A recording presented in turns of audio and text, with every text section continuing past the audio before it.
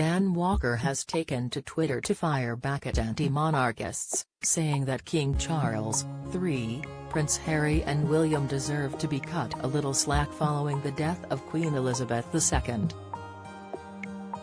It comes as numerous members of the royal family have faced backlash, including Harry and his wife Meghan Markle for holding hands in Westminster Hall yesterday and King Charles III for appearing to lose his temper at a leaking pen.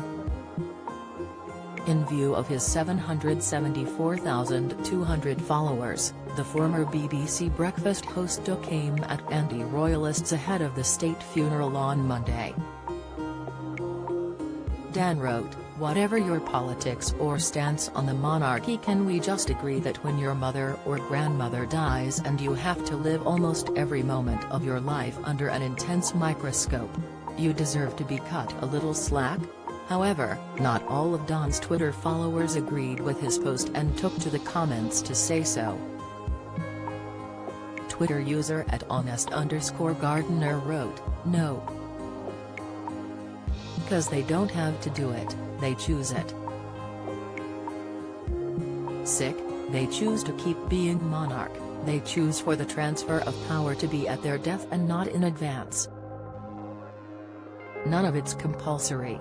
They can abdicate or abolish themselves if they don't like it," they finished. However, @Uptown Curls argued, "Yeah, people need to give it a rest. It's constant. I think people forget they're human and they've lost a much-loved family member who was the center of everything they did.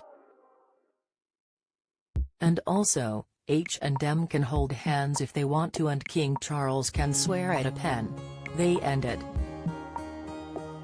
Since the Queen's death, numerous members of the royal family have come under scrutiny. Yesterday, Dan hit back after a critic asked why the FK grieving Prince Harry and Meghan Markle were holding hands in Westminster Hall yesterday. Controversially, addict Scrabble wrote, "Why the do #Harry and Meghan have to hold hands when leaving Westminster Hall? #RIP Queen Elizabeth." The tweet sparked a lot of attention, receiving over 600 retweets and 4,000 comments. Dan chimed back at the social media user, "I think his grandmother may have just died. Sandy has probably not having the best week." Mike Bowden replied, "Kate and Wills didn't, nor did anyone.